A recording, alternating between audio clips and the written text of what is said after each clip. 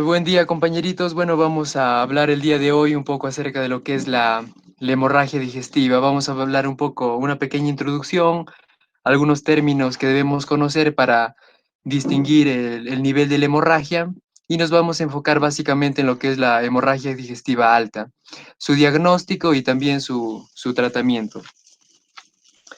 Entonces, bueno, la hemorragia digestiva alta viene a ser una de las emergencias gastrointestinales más comunes.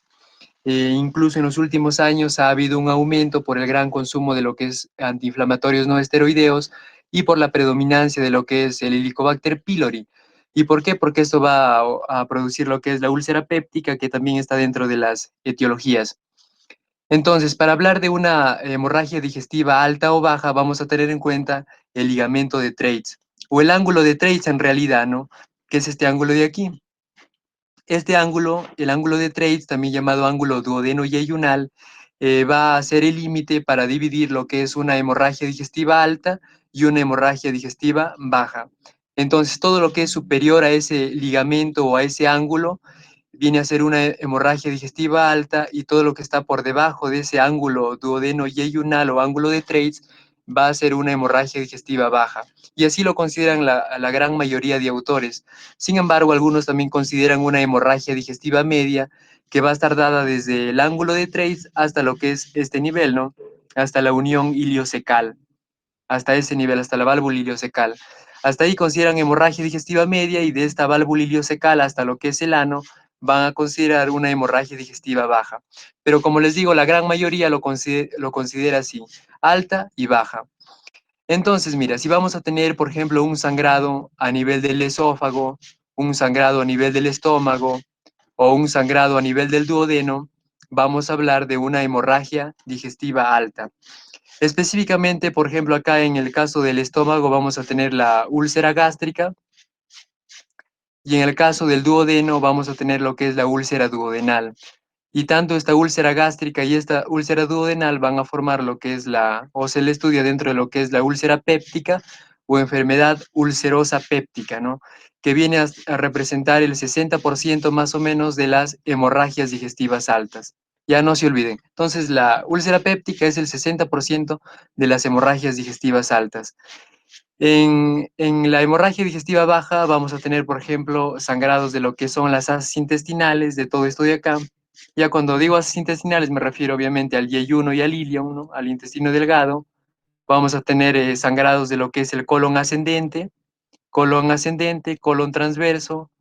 Vamos a tener el colon descendente, el colon sigmoides, el recto y el ano. Ya todo eso va a constituir lo que es la hemorragia digestiva baja.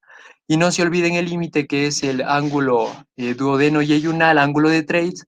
El ligamento de Treitz es en realidad acá un ligamento que se origina, o algunos también le dicen músculo, porque tiene fibras musculares y va a ir hasta el pilar izquierdo de lo que es el diafragma, ¿ya? Y recordar también que la hemorragia del tubo digestivo alta viene a ser 1.5 a 2 veces más frecuente que la hemorragia del tubo digestivo bajo, ¿ya? Entonces, ¿qué términos debemos tener en cuenta? Una hemorragia gastrointestinal se puede manifestar de diferentes maneras, como una hematemesis, una melena, una hematoquesia, o incluso síntomas de hemorragia o anemia ferropénica, es decir, no es evidente. Y esto también nos va a indicar a qué nivel se encuentra la afección. Entonces, clínicamente vamos a tener una hemorragia sintomática, es decir, el paciente percibe, se puede dar cuenta que está sangrando, como puede ser una hematemesis, una melena o una hematoquesia, y podemos tener una hemorragia oculta. El paciente no se da cuenta, pero examinándole, pidiéndole pruebas, podemos deducir de que está perdiendo sangre. Entonces tenemos la hematemesis, que es el vómito de sangre. Ahora, esa hematemesis puede ser de dos tipos. Puede ser una sangre roja viva o roja rutilante. En ese caso será pues producto de una hemorragia masiva, por ejemplo, o producto de ulceraciones a nivel del esófago, o puede ser por varices esofágicas también, ¿no? Entonces, un tipo de hematemesis es una sangre roja viva, roja rutilante, y el otro tipo de hematemesis viene a ser una hematemesis tipo vómito borricoso, ¿ya? tipo vómito borricoso o borracio también lo llaman. No porracio con P, no, ya es con B, ya vómito borracio, que también lo llaman en pozo de café, ¿no? Porque es como si fuese sangre deglutida, o es sangre deglutida, mejor dicho. Y esta hematemesis siempre nos va a indicar que estamos frente a una hemorragia digestiva alta, ¿ya? Hemorragia digestiva alta. Entonces no se olviden, dos tipos de hematemesis y nos indica hemorragia digestiva alta. La melena se caracteriza porque son, acá puedes ver en esta imagen, se caracteriza porque son heces negras, ya son heces negras, alquitranadas, son pastosas, son pegajosas, se pegan en el inodoro, además tienen un olor muy fétido. Ese olor fétido se debe gracias a que las bacterias colónicas han sufrido o han producido transformación de lo que es la hemoglobina y el hierro. Por eso es ese olor fétido característico. Y como les digo, es pegajoso, se pega incluso en el inodoro, así lo describe la literatura. Y esta melena nos va a indicar una hemorragia digestiva alta también. ¿Ya? Generalmente es una hemorragia digestiva alta. ¿Puede ser hemorragia digestiva baja? Sí puede ser una hemorragia digestiva baja, siempre y cuando el tránsito intestinal esté enlentecido. ¿Ya? Entonces la melena puede ser, generalmente es una hemorragia digestiva alta, pero puede ser baja cuando el tránsito intestinal está enlentecido. Y cuando es baja, básicamente se va a presentar a nivel de lo que es el colon ascendente y la mitad de lo que es la mitad derecha del colon transverso y las asas intestinales también, ¿ya? Entonces, la hematoquesia nos va a indicar principalmente una hemorragia digestiva baja. ¿Y qué es la hematoquesia? Viene a ser heces sanguinolentas mezcladas con sangre de color rojo vinoso, ¿ya? Eso viene a ser la hematoquesia, sangre de color rojo vinoso mezclado con heces y nos va a indicar una hemorragia digestiva baja.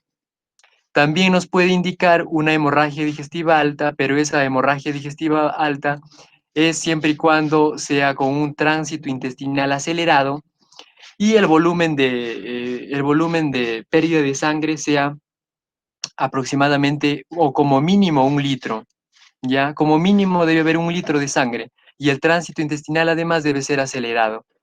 Entonces no se olviden esos tres términos, hematemesis, melena y hematoquesia. También tenemos rectorragia, pero eso lo estudiamos se estudia en hemorragia digestiva baja, ¿no? Y se caracteriza porque es un rojo vivo también y rojo rutilante, ¿no? Y cuando vas a defecar y te limpias, bueno, queda en el papel higiénico. Esa sangre, a eso se llama rectorragia, ¿no? Y como les mencionaba, también hay una hemorragia oculta que el paciente no se da cuenta, pero a lo mejor el paciente está disneico, tiene disnea, el paciente tiene angina, ya tiene angina, está taquicárdico, está soporoso, tiene vértigo, nos puede indicar síntomas de una hemorragia o una anemia ferropénica, ¿no? En otras palabras, vamos a tener la clínica de todo lo que es el síndrome anémico, ¿ya? Vamos a tener la clínica de síndrome anémico y la anemia será pues una anemia de origen ferropénico, ¿ya? ¿Y cómo nos damos cuenta? Le podemos pedir el examen de Tevenon. ¿Se acuerdan del examen de Tevenon? El examen de Tevenon es el examen de sangre oculta en heces, ya el examen de sangre oculta en heces que nos puede dar sangrado de cualquier parte del tubo gastrointestinal, ¿sí? Entonces vamos a hablar de lo que es la hemorragia digestiva alta. Desde el punto de vista etiopatogénico y pronóstico, vamos a tener una hemorragia no varicosa y vamos a tener una hemorragia varicosa. No varicosa también se le llama no varicial, ya es lo mismo, no varicial. Y la varicosa también se le llama varicial. La no varicosa, principalmente vamos a tener lo que es la úlcera péptica, ya como lo vamos a ver más adelante. La úlcera péptica, a veces nos preguntan cuál es la causa más frecuente de hemorragia digestiva alta, incluso nos vino en el examen, no sé si recordarán de gastro, y es la úlcera péptica. Ya también podemos tener un síndrome de Mayory-Weiss, esofagitis, en fin, lo vamos a ver más adelante, he puesto la etiología. Y la varicosa se va a dar por lo que son las varices esofágicas y las varices gástricas, ¿ya? ¿Por qué se dan esas varices esofágicas, varices gástricas? Se dan en un contexto de un paciente cirrótico, ¿ya? Se va a dar a dar en el contexto de un paciente cirrótico. Ustedes saben que el hígado de un paciente cirrótico va a estar totalmente fibrosado, ¿ya? Va a estar totalmente fibrosado y además los hepatocitos normales del hígado se van a reemplazar por lo que es colágeno, ¿no? O nódulos de regeneración. Entonces, ese hígado fibrosado va a aumentar lo que es la presión de la irrigación intrahepática y ese aumento de presión también se va a generar hacia lo que es la vena porta. Entonces hay un aumento de lo que es la presión de la vena porta. Recuerda que la vena porta tiene una presión entre 5 a 10 milímetros de mercurio, ya 5 a 10 milímetros de mercurio.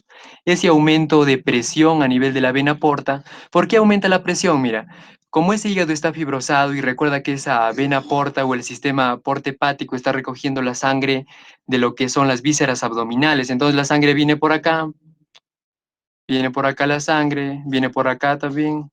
Esta es la esplénica, la mesentérica inferior, la mesentérica superior por aquí. Entonces viene la sangre, pero no puede entrar. ¿Por qué no puede entrar? No puede entrar porque ese hígado está totalmente fibrosado. Y como no puede entrar, va a aumentar aquí la presión a nivel de la vena porta. Ese aumento de presión aquí a nivel de la vena porta también le va a transmitir a sus colaterales. Aumenta la presión aquí en la vena esplénica, aumenta la presión aquí en la vena mesentérica inferior, aumenta la presión aquí en la vena mesentérica superior. Por eso que a nivel del vaso vamos a tener, por ejemplo, una esplenomegalia. Ya, por eso. Entonces aumenta lo que es la presión en esas venas y como no puede entrar hacia el hígado, tiene que irse por sus colaterales. Y una de sus colaterales van a ser, por ejemplo, la vena gástrica izquierda o vena coronaria estomágica, también que lo llaman, que más o menos estaría por acá. No lo han dibujado, pero lo represento. Ese exceso de presión va a ir por esta vena, también van a ir por venas esofágicas, bueno, y por eso se va a desarrollar lo que son una dilatación excesiva, ¿no? Constituyendo el cuadro clínico que se llama varices esofágicas y varices gástricas, ¿ya? Entonces, ¿cuál es más frecuente? Pregunta, ¿cuál es más frecuente, las varices esofágicas o las varices gástricas?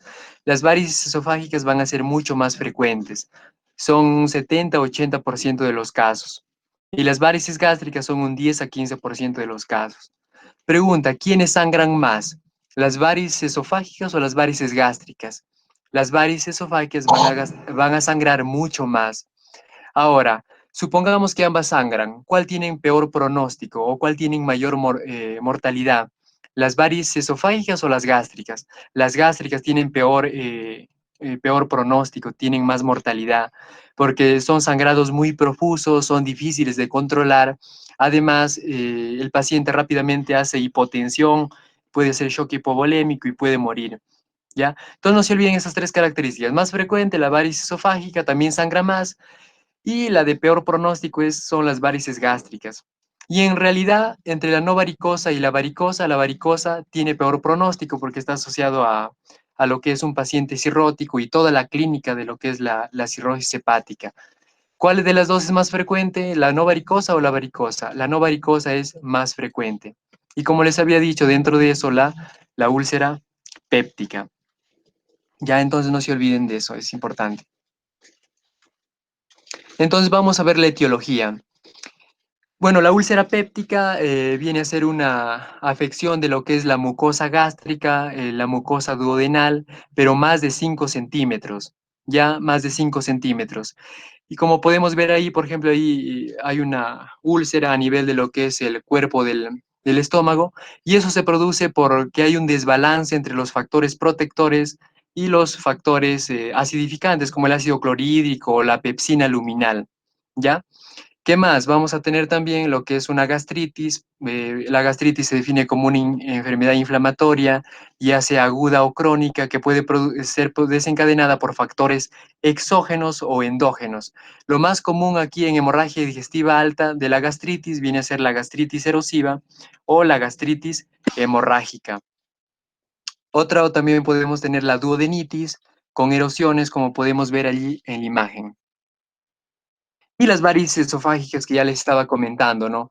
Les decía que como el hígado está fibrosado, la sangre proveniente de las vísceras abdominales a través de la vena mesentérica inferior, el tronco superior, perdón, el tronco espleno-mesentérico, no puede ingresar. Como no puede ingresar, ¿hacia dónde se va a ir? Hacia todas las colaterales, ¿no? Hacia las venas esofágicas, las venas gástricas cortas, esta vena de acá, que es la vena coronaria o vena gástrica izquierda.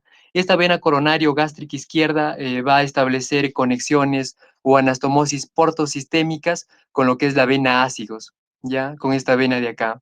A veces nos preguntan, ¿no? ¿Con quién establece una anastomosis portosistémica esa vena? Con la vena ácigos, ¿ya? Y todo lo que ya les dije anteriormente de las varices esofágicas. También tenemos el síndrome de Mallory-Weiss. ¿Qué viene a ser este síndrome de Mallory-Weiss? Este síndrome de Mallory-Weiss viene a ser un desgarro de lo que es la mucosa esófago-gástrica, como podemos ver aquí. Es un desgarro de la mucosa esófago-gástrica, principalmente de la porción gástrica, y es típico en vomitadores crónicos, ¿ya? Es muy característico en vomitadores crónicos. Como quienes, por ejemplo, en pacientes alcohólicos, ya en pacientes alcohólicos, en una gestante, por ejemplo, con hiperemesis gravídica, ya en una gestante con hiperemesis gravídica. ¿Qué quiere decir eso de hiperemesis gravídica? Que tiene bastante náuseas y tiene bastantes vómitos constantemente. Ya eso viene, es una gestante con hiperemesis gravídica. ¿Quién más? En pacientes con anorexia, en pacientes con bulimia, ya que estos pacientes se inducen al vómito y se pueden desgarrar lo que es la mucosa esófago-gástrica porque son vómitos explosivos, ¿ya? Entonces, no se olviden el síndrome de Mallory-Weiss, desgarro de la unión gastroesofágica en vomitadores crónicos. Y acá hay una triada que lo estudiamos, ¿no? Una triada. Entonces, en ese síndrome vamos a tener hematemesis, ya vamos a tener hematemesis, antecedentes de lo que es alcoholismo, antecedentes de alcoholismo, y número 3, vómitos, ¿no? Número 3, vómitos.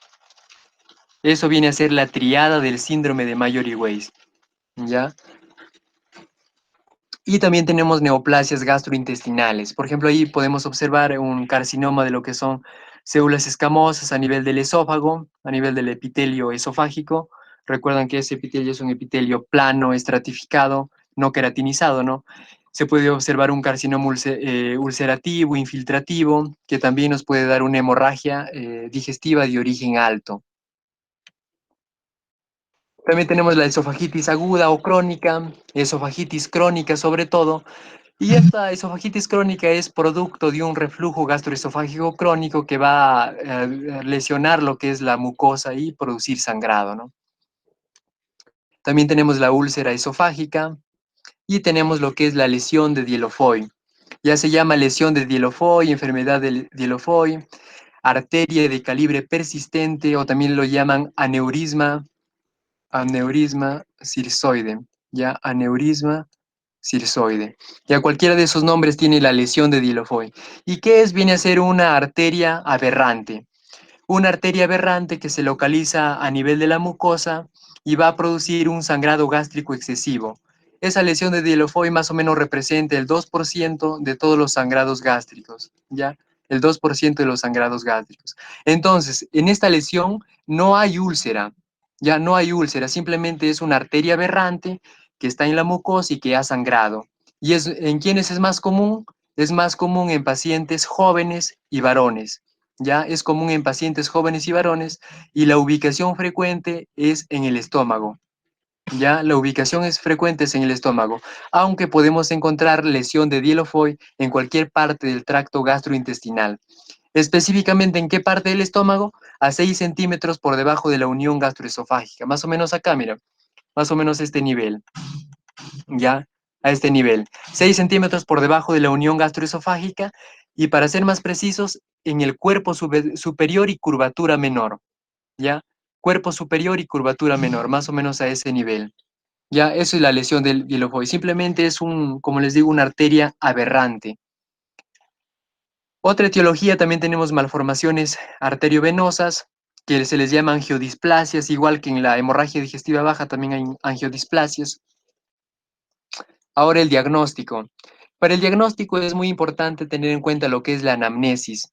Ya, es decir, preguntarle al paciente si es consumidor de aspirina, si es, recuerda que la aspirina es un antiagregante plaquetario, si es consumidor de antiinflamatorios no esteroideos. ¿Recuerdas que la aspirina, los AINES, el alcohol y todas estas sustancias en realidad van a potenciar lo que es el riesgo de sangrado, ¿no? Como así en el caso de los AINES? Recuerda que por acá teníamos tu fosfolípido, ya ese fosfolípido se convertía aquí a ácido araquidónico por la fosfolipasa A2, ¿no? Por la fosfolipasa A2. Acá tenías una vía que es para formar lo que son los leucotrienos, ya, y acá otra vía para formar lo que es las prostaglandinas.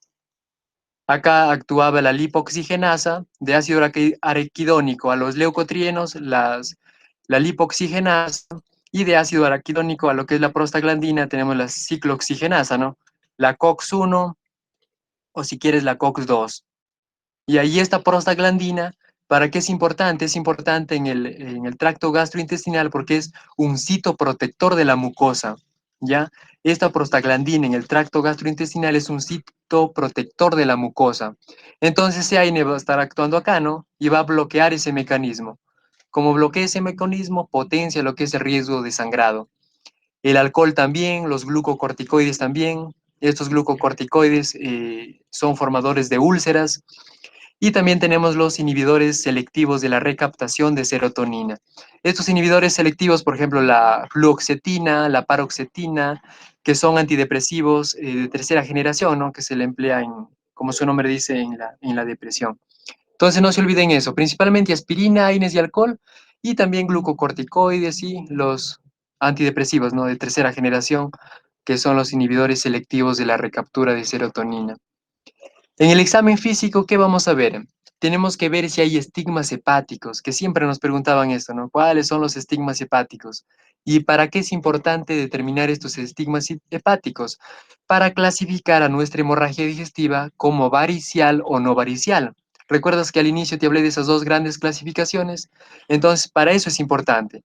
Entonces, si mi paciente tiene, por ejemplo, hipertrofia parotidia, tiene telangiectasias o arañas vasculares también que lo llaman, tiene lo que es ascitis con circulación colateral, tiene ictericia, tiene patoesplenomegalia, tiene palmas hepáticas, atrofia tenara, atrofia hipotenar, ¿no? Atrofia tenar y atrofia hipotenar. Tiene, por ejemplo, distribución ginecoide de lo que es el vello púbico, tiene ginecomastia. Todos esos son estigmas hepáticos, ¿ya? Y nos va a orientar, obviamente, que es una hemorragia digestiva de origen varicial y el manejo es diferente a la no varicial, por eso es importante. Debemos manejar también la volemia, ¿ya? Debemos manejar la volemia, qué cantidad de sangre ha perdido, ya eso es importante. ¿Y cómo lo vamos a hacer? Con lo que es el procedimiento que se llama ortostatismo, ¿ya? Al paciente lo vamos a medir la frecuencia cardíaca, la presión arterial en decúbito supino. Posteriormente, de unos 2 a 3, 4 minutos, le vamos a tomar la frecuencia cardíaca y la presión arterial también, pero ya en posición de pie.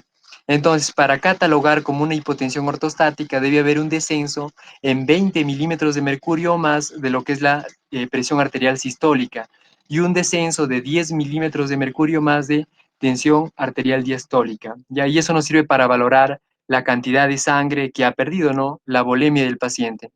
A lo mejor ha sido una hemorragia digestiva masiva o ha sido poco, como vamos a ver en este cuadro. Este cuadro es importante ya que nos permite valorar lo que es la pérdida sanguínea. Por eso es importante tomar lo que es la presión arterial, sistólica, la frecuencia cardíaca, la presión venosa central, el ritmo diurético, el sensorio también, el estado de conciencia, el porcentaje de sangrado y la cantidad de sangre que ha perdido. Se considera leve cuando es menos de 750 mililitros, ¿ya? Una pérdida de sangre menos de 750 se le considera leve. Moderada es de 0,8 a 1,5 litros. Grave es 1,5 a 2 litros y masiva es más de 2 litros, ¿ya? Estos valores no se olviden, menos de 750 para la leve y más de 2 litros para la masiva.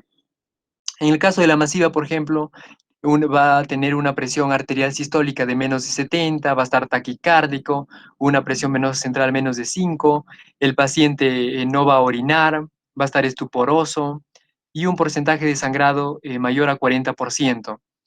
Lo ideal es mantener al paciente con una presión arterial sistólica más de 100, ya, eso es lo ideal, más de 100 milímetros de mercurio, ya, una presión arterial sistólica más de 100 milímetros de mercurio.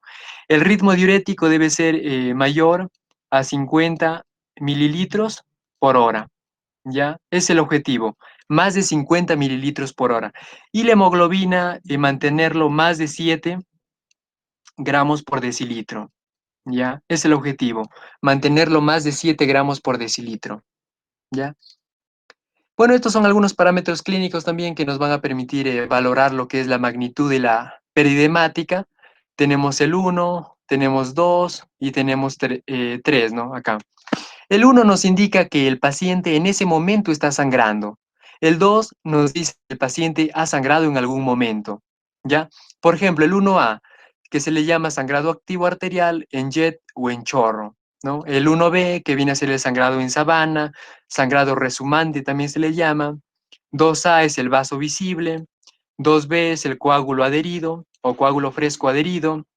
12 tenemos las manchas hematínicas con sus respectivos porcentajes de recidivas, ¿no? Y la 3 viene a ser ya la lesión con base limpia cubierta por fibrina. Ya esa es la clasificación de Forrest. Ya no lo había colocado, pero al final me acordé y lo puse por si acaso como recordar, ¿no? Entonces, ¿cómo vamos a confirmar la hemorragia digestiva?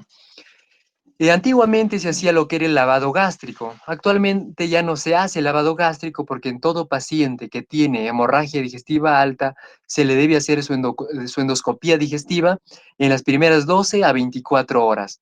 Pero antes, ¿qué se hacía en el lavado gástrico? Se le colocaba una sonda, como puedes ver aquí en la imagen, mira, se le colocaba una sonda y luego se lavaba el estómago con 1 litro de agua. Ahí colocabas 1 litro de agua.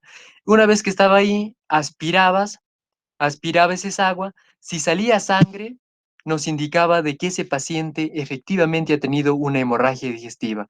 Pero ¿qué es lo que pasa? El hecho que no salga sangre no descarta totalmente que haya tenido una hemorragia previa. Por eso que esto de acá ya no se le utiliza. Lo que sí sirve, digamos, es para visualizar un poco mejor la lesión. Ya nos ayuda a ver mejor la lesión. Ese es el lavado gástrico. Lo que sí hacemos es el famoso tacto rectal, ¿no? Seguramente algunos de ustedes ya han hecho tactos rectales, se han rotado con la doctora Adriana, ¿no? Ella siempre les hace hacer, ¿no?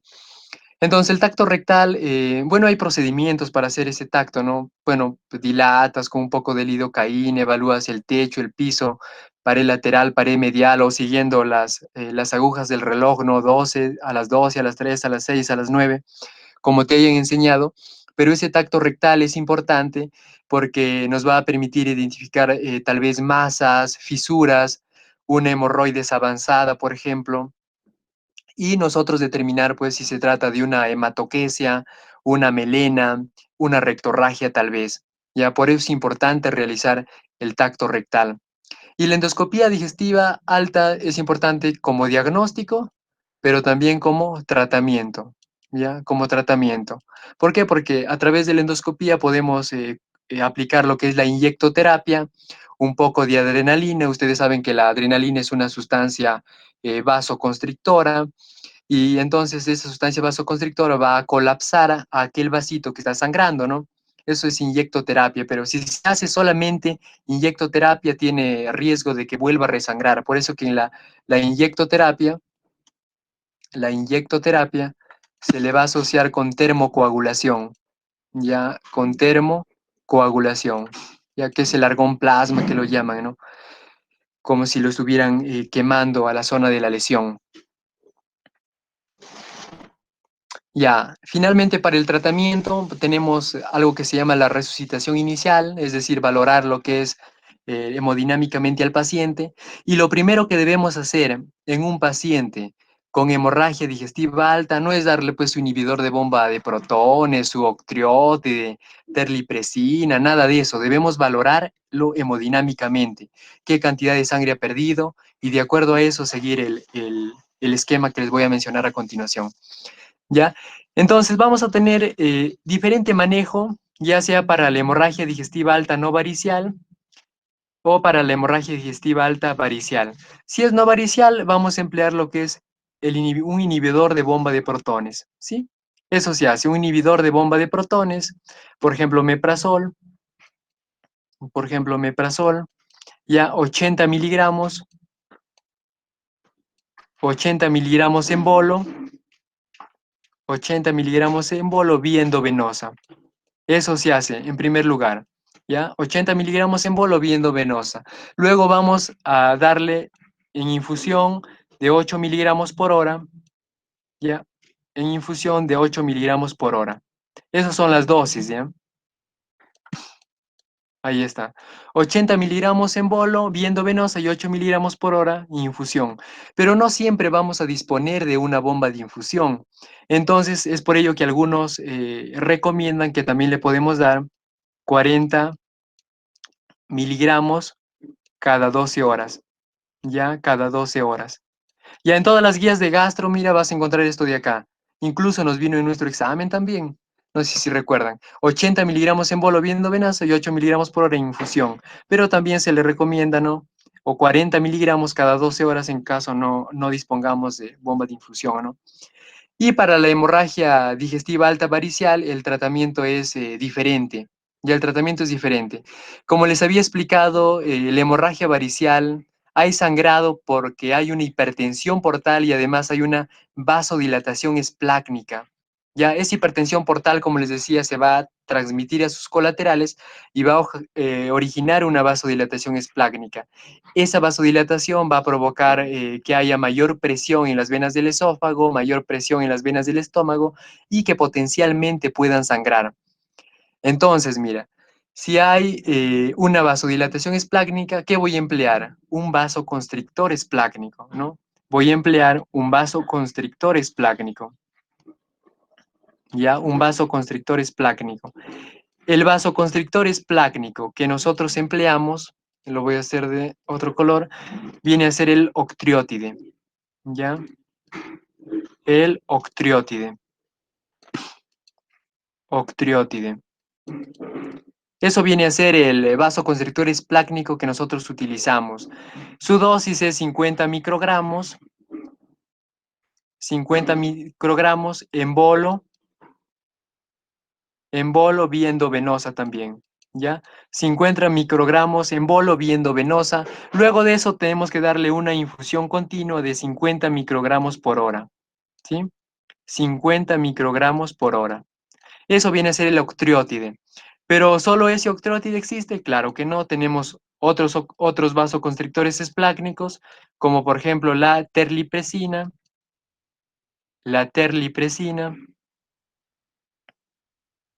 ¿ya? La terlipresina, también tenemos la somatostatina, y número 4 tenemos la vasopresina. Pero la vasopresina ya no se emplea por su gran cantidad de efectos adversos. Entonces, si nos preguntan vasoconstrictores esplácnicos, octreotide, la terlipresina, la somatostatina y la vasopresina. Nosotros, ¿qué empleamos? Octreotide, ¿ya? Y ya sabes la dosis también, 50 microgramos en bolo viendo venosa y 50 microgramos por hora en infusión. Ahora, todo paciente con una hemorragia digestiva alta de origen varicial tiene que recibir profilaxis antibiótica, ¿ya? Tiene que recibir profilaxis antibiótica. Esa profilaxis antibiótica es importante porque se ha visto en estudios que disminuyen lo que es la mortalidad por infecciones. Ya como disminuye la mortalidad por infecciones, le damos, ¿no? Su cefalosporina de tercera generación, por ejemplo, la ceftriaxona, ¿no? La ceftriaxona. Ya, la dosis de la ceftriaxona, ¿se acuerdan? 1 gramo por día, ¿no? 1 gramo por día, vía endovenosa, por 7 días. Ya por 7 días. Eso viene a ser el manejo entonces de la hemorragia digestiva alta. Entonces, los conceptos que deben tener claro es que el paciente cuando llega la emergencia tenemos que valorarlo hemodinámicamente. Si es un paciente, por ejemplo, que ha perdido mucha sangre, le tomamos su hemograma, vemos que la hemoglobina, por ejemplo, está en 4, la hemoglobina está en 5. Nuestro objetivo no es llevar la hemoglobina a 14, a 13, 15, no. El objetivo es llevarlo a más de 7, ya a más de 7. Entonces, si un paciente viene y su hemoglobina tiene 8, por ejemplo, no le hacemos transfusión de sangre. Le hacemos transfusión de sangre siempre y cuando sea la hemoglobina menor a 7, ya, porque el paciente va a estar muy inestable hemodinámicamente. Le hacemos cuando tiene hemoglobina menor a 7 y los valores que lo podemos llegar es hasta 8, 9 o 10. No le vas a llevar a 13, 14 o 15, nada de eso, ¿ya? Y luego tienes que tener en cuenta el manejo farmacológico. En la no varicial, inhibidor de bomba de protones, y en la varicial vamos a tener los vasoconstrictores esplácnicos, porque obviamente les decía, había una vasodilatación esplácnica, ¿no? Y como profilaxis antibiótica también podemos emplear ceftriaxona, 1 gramo por día, vía endovenosa por 7 días. Ya eso sería el tratamiento. Ahora vamos a ver, a resolver algunas preguntitas. Todas estas preguntas, por si acaso, han estado con claves, todo, ya solo que para evitar la fatiga de hacer, no se podía copiar y para evitar la fatiga de estar tipeando le he colocado así, ¿ya? Entonces, una hemorragia digestiva alta o baja, una hemorragia digestiva es alta o baja dependiendo si es proximal o distal ¿a qué estructura les dije? Tres. Claro, al ángulo de 3, ¿no? Al ángulo de Treis, algunos también dicen ligamento de Treitz y está muy bien, ¿no? El ligamento de Treitz sale de ese ángulo y termina en el pilar izquierdo del diafragma, les decía. Dos, También se ¿cuál, llama, cuál, el otro cuál es? nombre es el ligamento suspensorio del duodeno también. Claro, es el mismo. Ajá, es el mismo, es el ligamento suspensorio. Solo que ligamentos suspensorios hay un montón. Hay ligamento suspensorio en la axila, ligamento suspensorio de la mama, hay ligamento suspensorio del hígado, hay ligamento suspensorio del cristalino. Ya, pero está bien, Will, está bien. Entonces, mira, ¿cuál es la causa más frecuente de hemorragia digestiva alta en adultos? ¿Cuál les dije? ¿Cuál es la causa más frecuente de hemorragia digestiva alta en adultos? En general. Pulsera péptica. Claro, la úlcera péptica. Muy bien, Maxito, la úlcera péptica. ¿Ya? La cantidad mínima de sangre necesaria para producir melena se considera que es, bueno, acá se considera 60 mililitros, ¿ya? 60 mililitros. También encontré otros lo consideran entre 80 y 100 mililitros, ¿ya? Pero en la clave era 60 mililitros, ¿ya? Es lo mínimo, la cantidad necesaria para producir melena, ¿sí? La 4 dice, ¿dónde se ubica la lesión en el síndrome de Mayory-Weiss? ¿Dónde se ubica? En el estómago, Ya, pero ¿en qué parte del estómago, pues? 6 centímetros de la unión gastroesofágica. Eso era la lesión de Dielofoy. En la Allá, unión entonces, gastroesofágica. en la unión, Claro, en la unión gastroesofágica es la de Mayory-Weiss. Ya lo que me dicen ahí 6 centímetros por debajo de la unión gastroesofágica, eso es la lesión de Dielofoy, ya, o de la arteria de calibre persistente o aneurisma circoide, que también lo llaman. Pero esto de acá, el síndrome de Mayory-Weiss, se ubica en la unión gastroesofágica, es un desgarro a ese nivel y se da en vomitadores crónicos, les decía, no en alcohólicos, en pacientes con anorexia, bulimia, que se inducen el vómito. ¿Ya? Y no se olviden que tiene su triada característica, ¿no? Su hematemesis, vómito y lo que es el desgarro, ¿no? Entonces, unión gastroesofágica sería, ¿no? Unión gastroesofágica. La 5 dice, ¿cuál es la etiología más probable de la hematemesis en un paciente cirrótico alcohólico? Si es un paciente cirrótico, ¿cuál será la etiología? ¿Una hemorragia digestiva alta varicial o no varicial? Varices esofágicas. Claro, varices esofágicas, ¿no? Varices esofágicas y varices gástricas.